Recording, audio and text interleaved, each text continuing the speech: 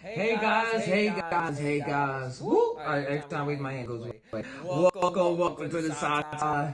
Whatever this is, taI, jUST, as long as you combine your mind with your heart, connect those two circles, and let whatever come out, you're gonna get the picture of the day.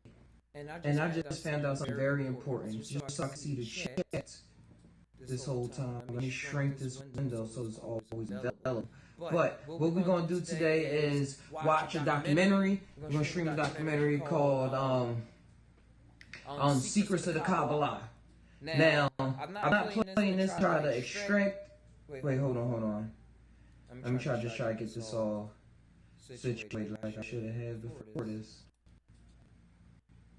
Alright, so yeah, I'm just going to keep on talking while this is going. Hopefully, everything's all fine and dandy. But what I actually want to do is stream this documentary and we just react to it. This is a reaction video, YouTube, and we do not condone the use of illegal or legal substances. What you decide to do with your body is what you decide to do with your body. What we do on this channel is discuss psychoactive compounds, plant medicine history, and we're going to just taI on it, man. Just think about it. Just think about these things. Do not recreate them. But oh, excuse me. Disgusting. But what I was going for was that I have a series of stories that I wish to tell that's based around just things that I came across in my life. And in my life, I came across a lot of different religions, and as well as the different mysticisms in different religions. Because some religions would have an esoteric side with an ES and an exoteric side, which is like the exit stuff, the stuff that's out there that they think the common folk not going to be able to understand or blah, blah, blah. And all of this is still just forms of illusion. It's all just illusion. So just know, guys, when I say just taI, because these are just the stepping grounds, especially with the Kabbalah. The Kabbalah means reception. It means reception of higher forces, of what's up there, reception of what they say in the ancient world of God and stuff like that. But y'all know how we talk about forces in the world and how who we are and our theories and beliefs, and even better than that, our experiences on who we are, because that's what varies the pool very greatly. So on one side you got hot, one side you got cool, but in the middle you got warm, and we can go everywhere in between. But what I'm going for is that just to show y'all a little. I was happy to be able to react to this just to give y'all a little something of what somebody else out in the world was studying, because that's what I like to do. Even when I'm watching other people's YouTube videos, it's the same as me watching what somebody else believes in a religion or anything. I'm just like, oh, this is what you believe in, what is hermetically sealed in there, and yeah, all right, cool. We can just taI off that and come to a new understanding, not probably better or worse, but just a fresh understanding based off of 1 to 5 million perspectives added together. So this is a pretty lengthy documentary, so I'm gonna play it for an hour 27 minutes. And like I was saying, this is just information I came across before I came across psychedelics, and it's something hermetics period is something that just keeps me interested. When during mushroom psychedelics, I got to states where I didn't want to really study what was really on Earth anymore. Like, there's the point of studying and everything, but for me, I'm not really studying it. Nowadays, I'm more of experiencing. It seemed like I studied it back in the day, but now I'm more of experience. I'm like, these guys was really on to something in their state of mind. They were taking substances as well. That's why I'm putting this out before this started, because they're not going to mention psychedelics. They're not going to mention that it's acacia trees all throughout this part of the world. An acacia tree has high amounts of DMT, and that cultures all around the world has indigenous psychoactive plants that they use for different ceremonies and different healings and to get in touch with certain gods. What I just be tying on, like, is that just energy that they're attaching themselves to? They know it's themselves, but they know it's not like this little body with the flesh arms. It's something in their higher perspective, and they just put this term God. And God is still just a freaking European term. That's not even what it really is about, really, like that. So I just like to see what it is in Hermeticism because it, like, whenever I read it, it's just fun. It's just a fun story to be telling. To see about myself, like, oh, these are some symbols, or oh, this is how they put together, this is how they see it. So we're gonna be pausing it, and if y'all want to jump into Discord, hopefully the link is still there. Yeah, it should be there. The link is in the description. So if y'all want to say, hey, stop the show real fast, or y'all want to say something, y'all can do that. But we're gonna go ahead and we're gonna see. We're gonna tie what's going on with the newest Kabbalah.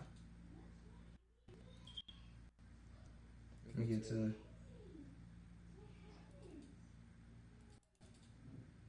The right tag.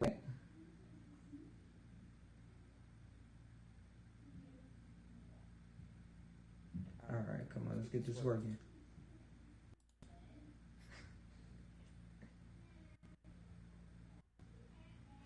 Oh, sorry about the freeze up. There we go. Wait, I clicked on the wrong one. After all that waiting for it to load.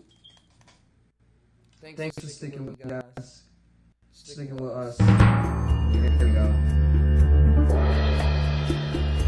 Kabbalah is one of the most widely practiced forms of mysticism. Followers believe that decoding its ancient texts will reveal the answers to the greatest mysteries of life.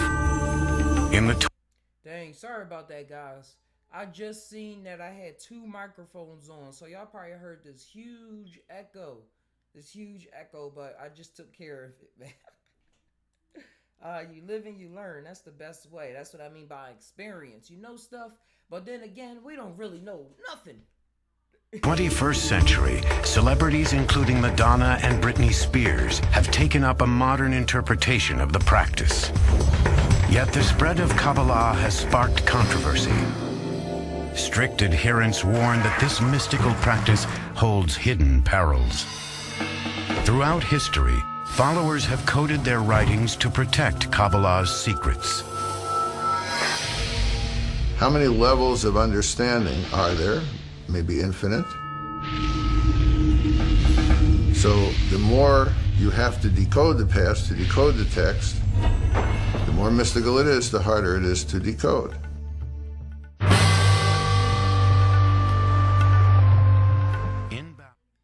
I want to say, hey, Luanda, having a nice afternoon. An Israelite named Ezekiel has a vision.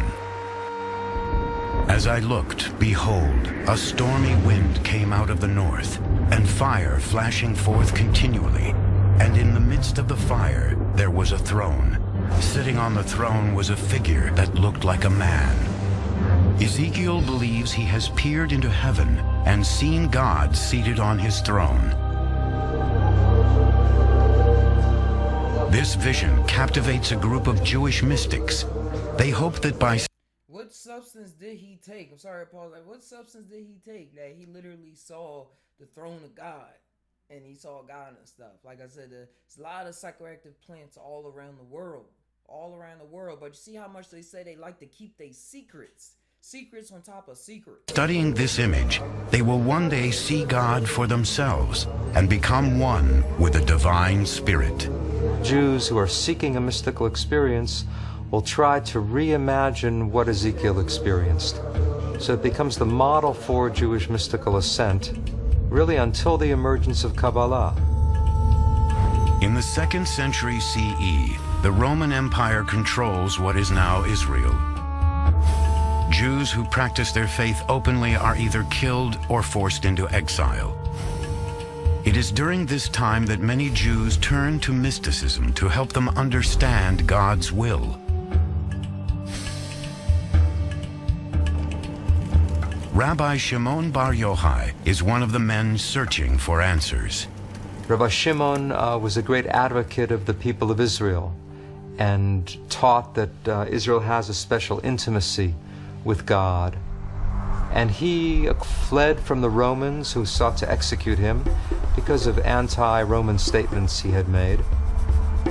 According to Jewish texts, Bar Yochai hides from the Romans for 13 years in this cave in Pekayin, Israel.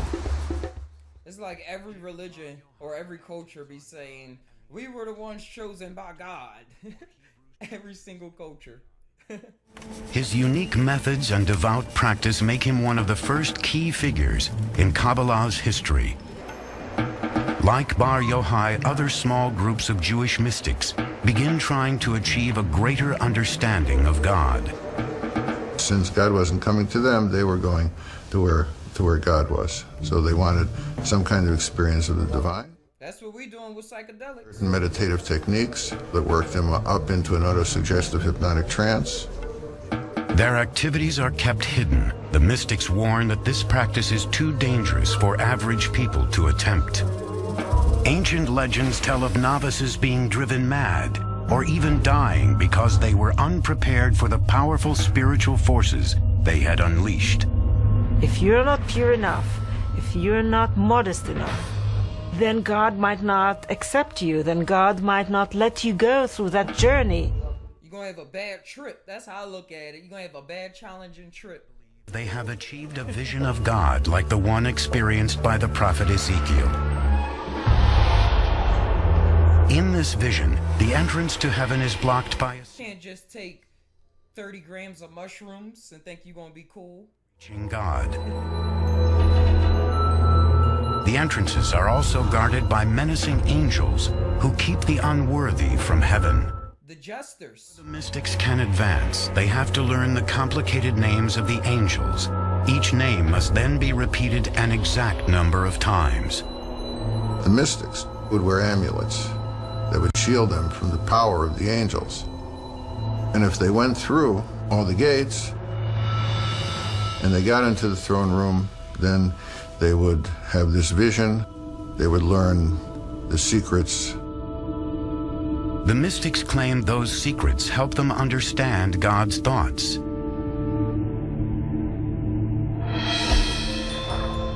At roughly the same time, unknown mystics recorded a startling concept into an influential book. The text is called the Book of Creation, or the Sefer Yetzirah. It describes how God made the world by using the 22 letters of the Hebrew alphabet. I remember this. God spoke and said, "Let there be light." So obviously God's speech was the creating agent. Well, what language did God speak? God spoke Hebrew, of course. Wait, and real fast too, I've seen this documentary a couple times over the years. So I'm reacting to it like it's fresh and stuff, but I'm throwing some tidbits in there just to keep our mind, just to not get lost too much in the sauce, but really like get something. And you, if y'all got something, let me know what y'all got too. So the 22 letters of the Hebrew alphabet were the alphabet of creation. What Sefer Yetzirah does is to try to describe how God created the world in more detail than we find in Genesis. It builds on the notion that God created the world through language, but now it's not words so much as individual letters. And this is probably meant rather literally. God took the 3 letters Aleph, Bet, Nun, which spelled the word Even, stone. By combining those letters, a stone was created. And similarly with every object in the universe, God created by combining the letters with the numbers. And that's what I've been experiencing on my psychedelic journeys. And that's what I heard Terrence say a million times before I even took psychedelics. That the elders telling them that this reality is built upon language. And not even so much as the words that we say, but it's a code that's language. Just like how you learn the language to code a computer. And they call it computer language. And once you learn that, you can build programs and things like that.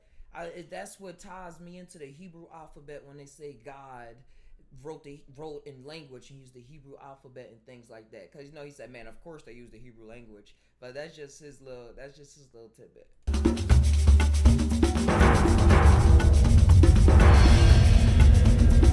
Rabbis believe the teaching of the Sefer Yetzirah are too powerful for ordinary people to experience, and the details of the book are kept hidden. These mystical revelations. What's going on, Big Larry? Hundreds of years. In the 11th century, the Crusades begin a new wave of anti-Jewish persecution as Christian armies try to reclaim the Holy Land from the Arabs. Fleeing from torture and execution, Jews scatter across Europe and the Middle East, taking their secret traditions into new territories. By the 13th century, the mystical teachings have spread to Jewish communities in what are now Germany, France, and Spain. The term Kabbalah, meaning receiving in Hebrew, now becomes widely used to describe the practice. We're really talking about a small group of Jewish teachers, rabbis, spiritual people who were gathering the earlier traditions, developing techniques of meditation. Hey, King guys. God in some very startling ways.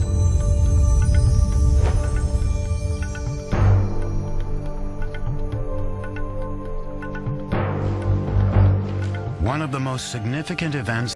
Real quick, King guys, what we doing on this, we're going to be watching it. We can pause it, do whatever we want, but we just going to tie on what they was going into, these little Jewish sect of people that went off and did their own thing and formed this thing called the Kabbalah, which is the thing that got me into all of this mysticism, into psychedelics too, into the psychedelic realm. So we just going to extract information from it and see what we get.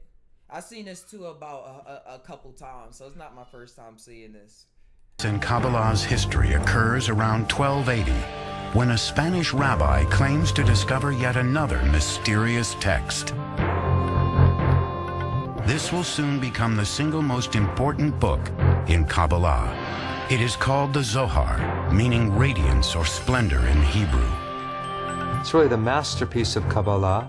The ideas of the Zohar are very radical and very startling. Written mainly in Aramaic, its pages are filled with arcane symbolism and erotic language.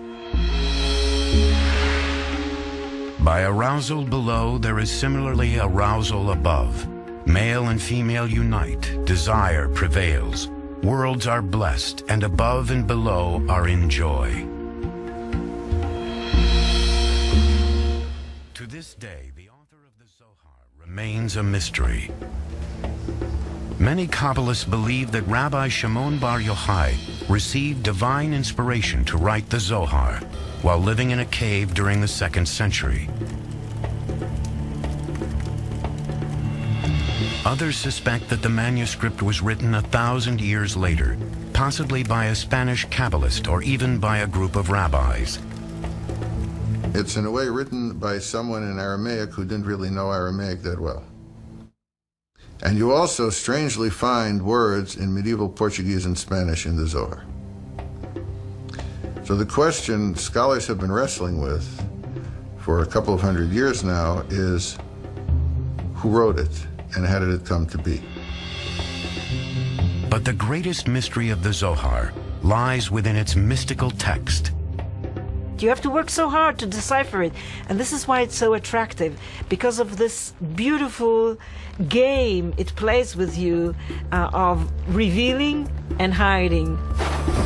Decoding these complicated passages promises a greater understanding of God and his relationship with humans. The Zohar really sees the Bible as a secret code. Every bit of narrative, every biblical law is telling something not only about what happens on earth, but about God's inner being.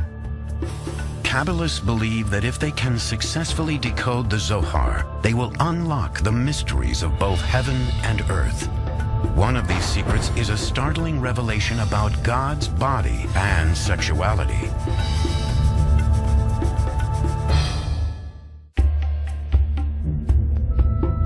By the 13th century, Kabbalah had spread throughout Europe and the Middle East.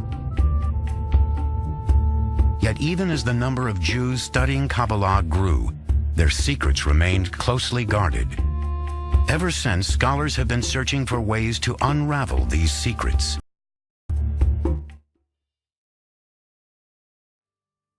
Berkeley, California, Daniel Matt works surrounded by these copies of the Zohar, the most revered and mysterious manuscript in Kabbalah.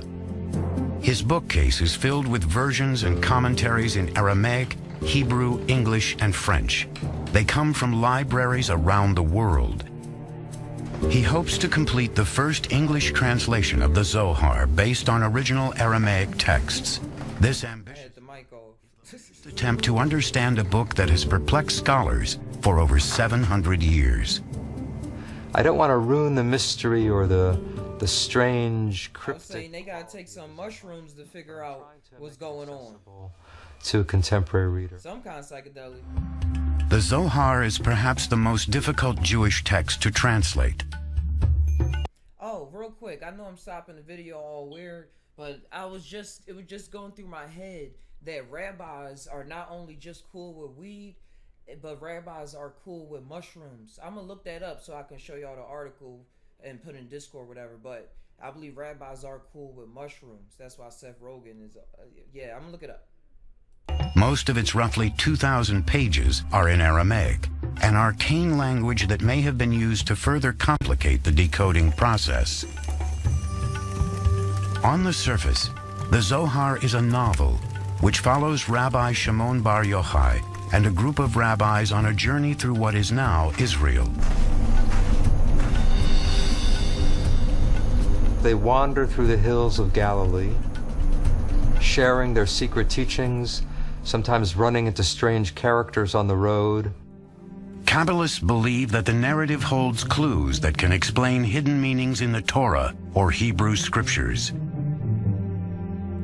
Several examples re-examining the book of Genesis. It's going to freeze. Here, the Zohar overturns the traditional account that God expelled Adam and Eve from the Garden of Eden. The Zohar's interpretation illustrates a revolutionary belief that humans can direct God. But the Zohar asks a very radical question. It says, who kicked whom out of the garden?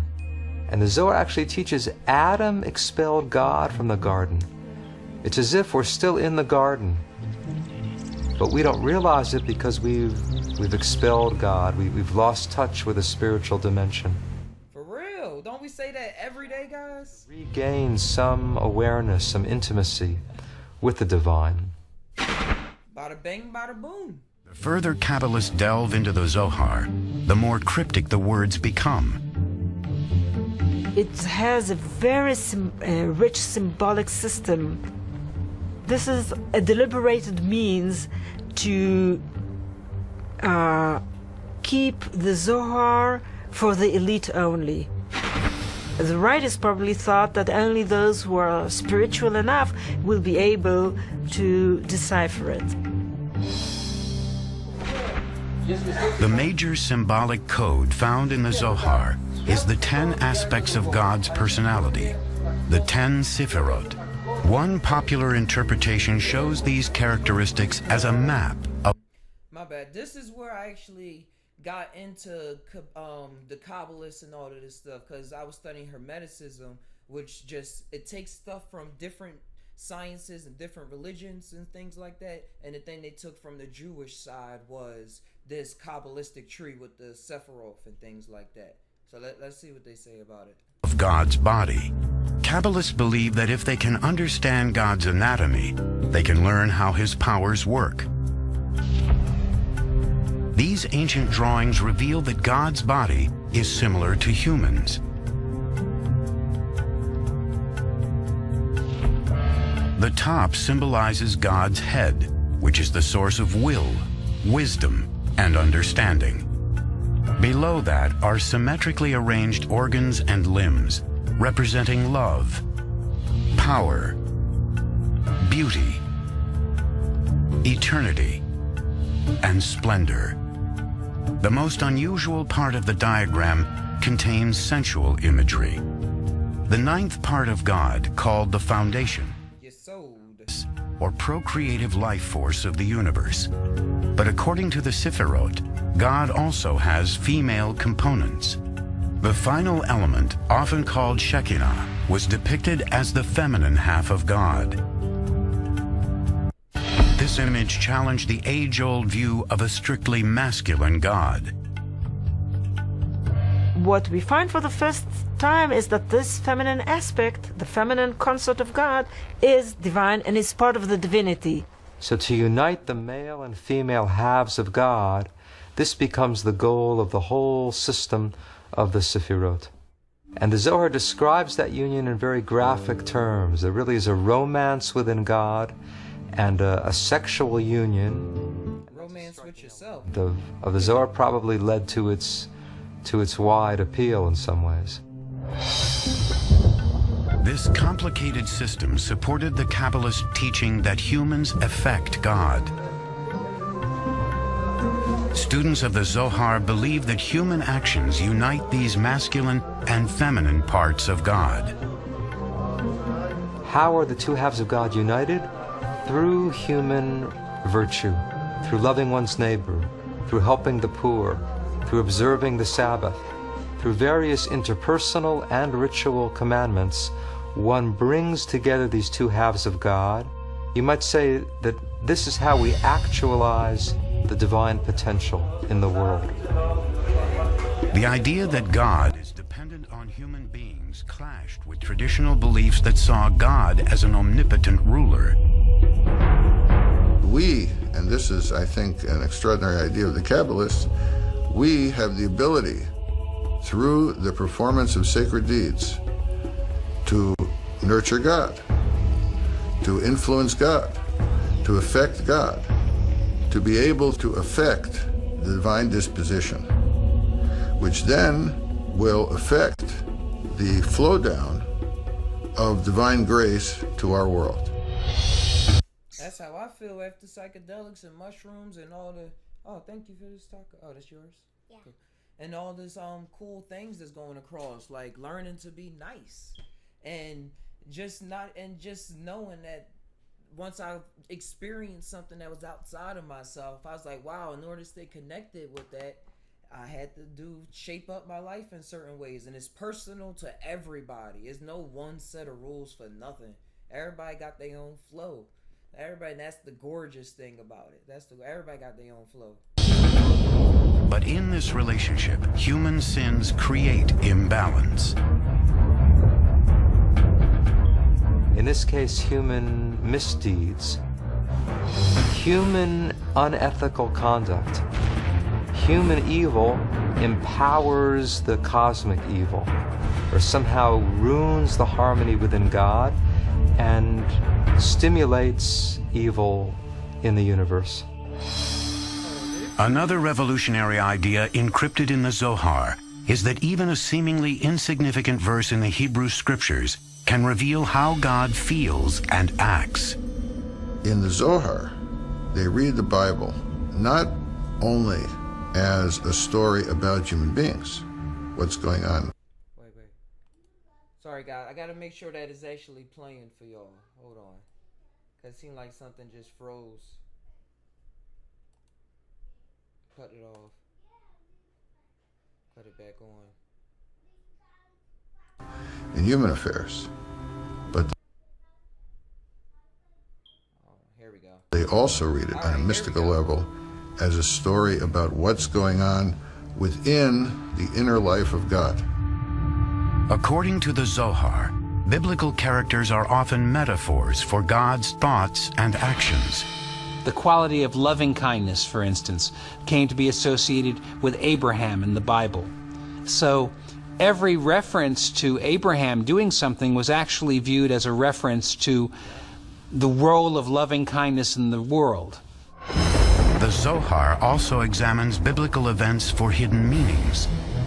The flood, according to Kabbalah, is happening now. If you don't know that the flood is still going on, then you're drowning and you don't even know it. So various symbols of chaos and destruction from the Bible were also viewed not in the past tense, but as still unfolding.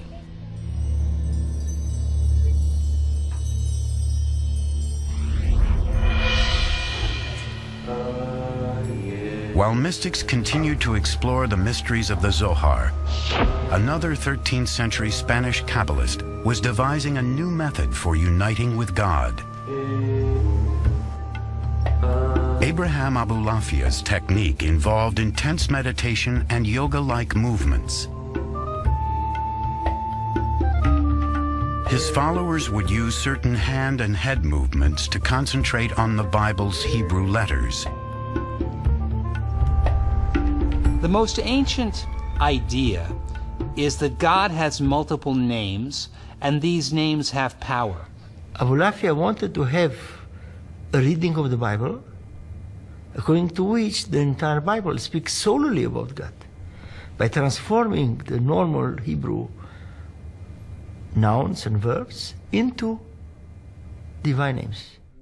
Yeah, I think that's why the Egyptians got so many gods. They have so many gods. And it's because they was calling upon all these energies within themselves, realizing so much of the different energies within themselves. When the letters in the giving it a personality or according to Abulafia's instructions, they spelled one of God's secret names. Through intense meditation on these letters, Abulafia believed the human mind and God's mind would then unite. Some Kabbalists claim that Moses meditated on this name in order to part the Red Sea. I was just saying this on True Life channel yesterday, that the Egyptians had a whole bunch of spells, like the everyday average man was doing spells and things like that. They had books and papyrus papers. During 1492, over 100,000 Jews fled Spain. Once again, religious persecution influenced the spread of Kabbalah's teachings. A century later, many Kabbalists would use their techniques to call forth the promised Messiah.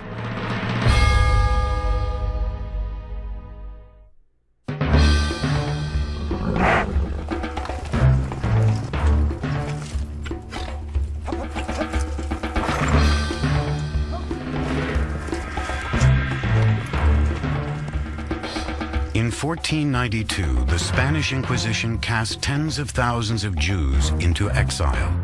Many fled to the Holy Land.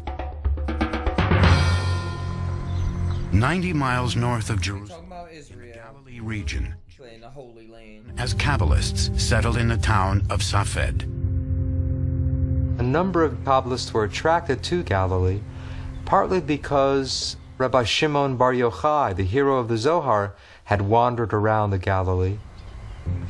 Today, the dusty, winding roads of Safed are peopled by artists and lined with galleries.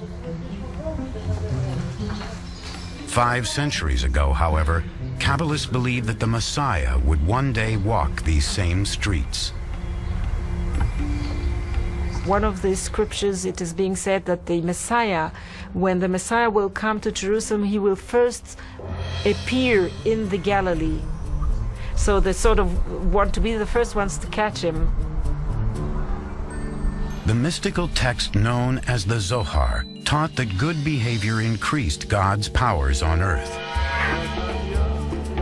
Based on this philosophy, Kabbalists hoped that a life of holiness would bring forth the Messiah. Kabbalists in Safed strove to become a perfect religious society. The feeling was that people have to help God bring the Messiah. They have to be pure enough. They would be up at midnight to say the prayers, and then up again at dawn to pray with the rising of the sun. Kabbalah masters in Safed instructed their followers to engage in meticulous meditation, fasts, and adherence to the Torah. The most famous leader was Rabbi Isaac Luria from Jerusalem. By the time Luria began teaching in Safed in 1570, he was regarded as one of the most important holy men of the century.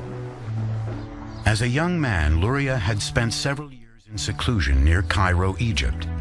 In Egypt? What was he doing? Luria studied the Zohar and had visions of angels and biblical prophets.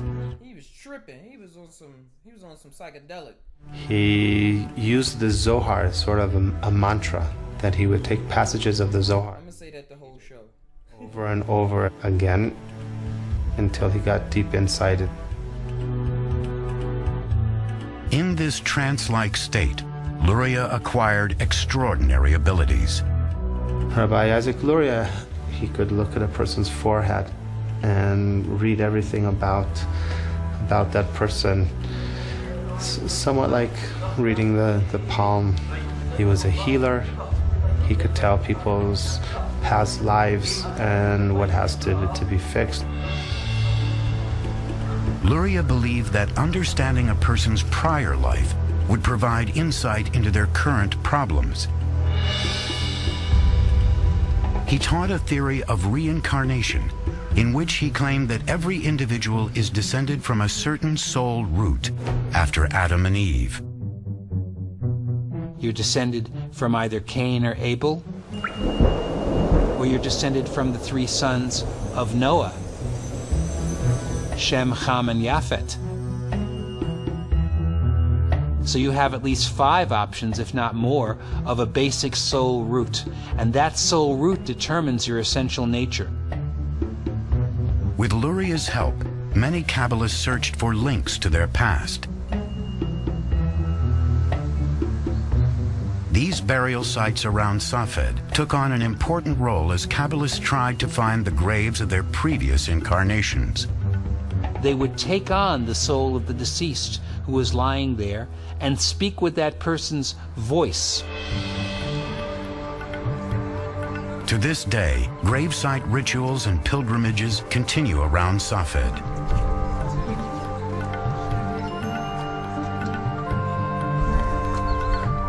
Here, followers gather at the tomb of Rabbi Shimon Bar Yochai. Some are practicing Luria's teachings. One of Luria's main contributions to Kabbalah was a new concept of creation. The world only exists because God needed somebody to relate to, implying that God has some need for love, for relationship. Luria taught that the first act was not creation, but actually a withdrawal. God withdrew, you might say, in all directions from one central point, creating a kind of vacuum, an empty spot within God. According to Luria, the emptiness gave God room to create the world.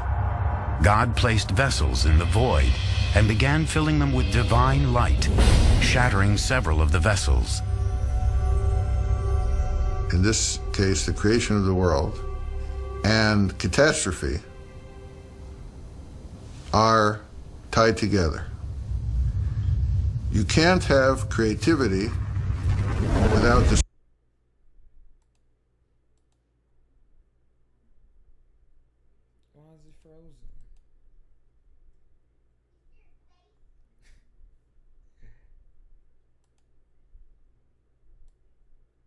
Oh, come on. Why is it frozen?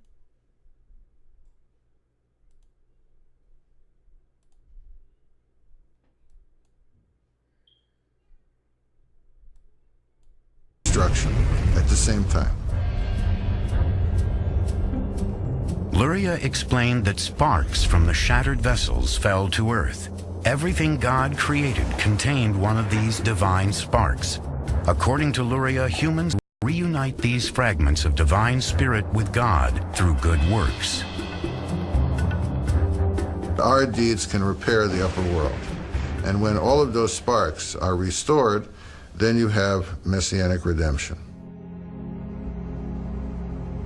In 1572, when Isaac Luria died of the plague, many Kabbalists feared his death was a punishment for revealing forbidden secrets. It's a blow to the expectations of redemption. After Safed fades away gradually until the end of the century.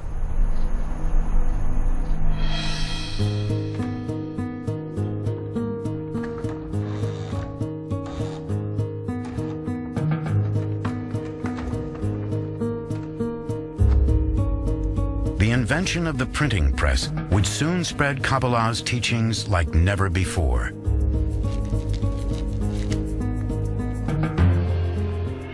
By the time of Luria's death, bound copies of the Zohar, as well as manuscripts written in Safed, were available to the public. Kabbalah seemed to have finally come out of hiding. By the 16th century, Kabbalah's mystical ideas had reached much of the Jewish world. Followers practiced throughout Europe, North Africa, and the Middle East. In the coming century, Kabbalah would spread like religious wildfire. But in the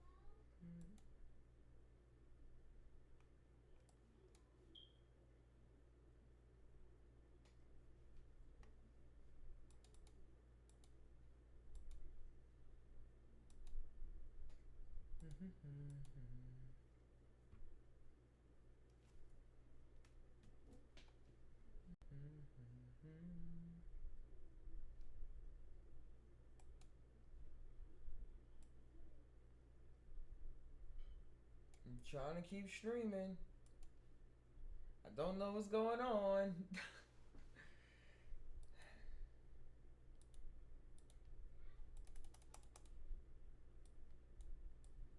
Probably have to start this over.